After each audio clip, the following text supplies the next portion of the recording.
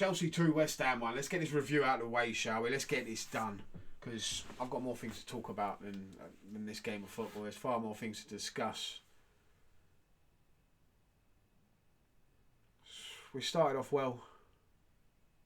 Levi Colwill mistake. Bozo moment. Bowen scores.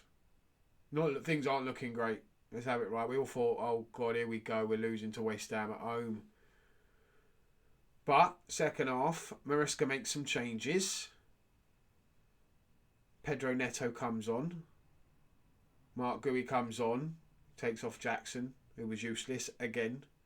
Madueke, useless again. And they did really well. They made a bit of a difference. And then he made a couple more changes. And this was the big change, in my opinion, that really changed things around for us. Bringing Nkunku on. Bringing on Christopher Nkunku made a big difference, in my opinion. Putting Marco Correa out wider. Letting him be that inverted player in the midfield. And it caused some problems. And finally, we found a way through. Pedro Neto gets the goal, equalises.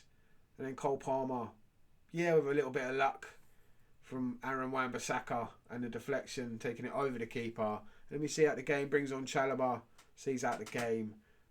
And we're comfortable. Win 2-1. Back in the top 4. I have no problem with the performance in the second half. First half we were shaky. Jorgensen in goal was shaky. He is not the answer in goal. Rather than that, not too disappointed with the performance. We get the points, and that's the most important thing, getting those points in the bag. 3 points. We beat West Ham. Always a tricky game against West Ham. Never easy. They're always up for it against us. Graham Potter returning to the bridge. We deal with him. Potter. See you later, son. Back to Hogwarts you go. But we've got more pressing issues, and these owners and these directors are just running the club into the ground, aren't they? We are a joke. We are. We stand no chance of getting in the top 4. So even though we're in it, it's going to be a real dogfight. A real dogfight to even qualify for this Champions League, and that's embarrassing. Fighting for top 4. We used to laugh at people fighting for top 4. Acting like it's a trophy. Qualifying for top 4. That was just a given. That was just a given back in the day. A given. People want to go back to that. Want to be happy with that. Want to big that up. Just qualifying for the Champions League like it's something massive. Winning the Champions League. That's what we do. We win it. We win things in Europe. We win things. That's what we do. Don't talk to me about the Conference League. If we don't win that, that's embarrassing. That's embarrassing, not winning that competition. It's a schoolboy competition. It's laughable. We could play our youth team and they'd win that. It's absolutely embarrassing being in that competition this season. It's thanks to this owners and the players they've brought in. Some of those players are just not good enough, and they keep bringing them in. What did we do in this window? Did we get a new goalkeeper? No. Did we get a new centre-back? No. We brought back Chalobah and begged him to come back to save us, because the centre-backs they brought in, they realised, are absolutely useless, and they sent one of those useless twats out on loan. How Villa thought he's going to be any good. Maybe Unai Emery can turn him into something special. He's got to be a magician if he can. I'm sorry. He's useless. He's useless. Sorry, Villa.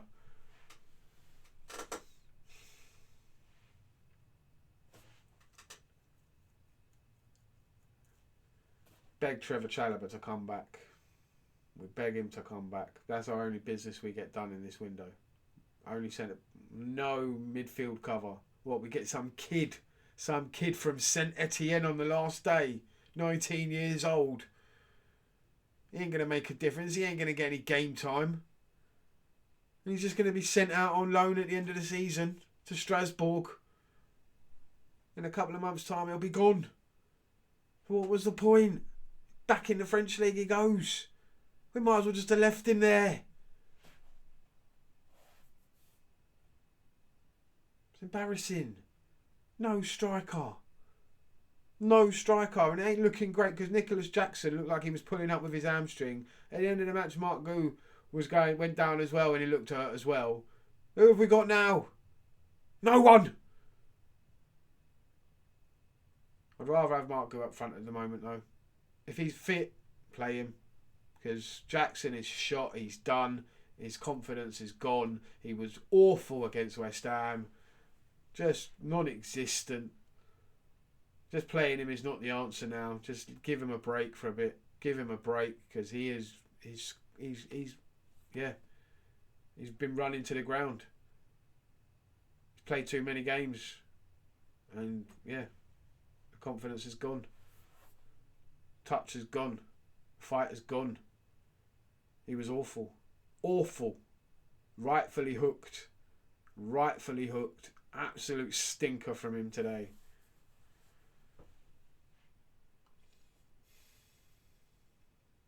Absolute stinker in that game. Absolutely.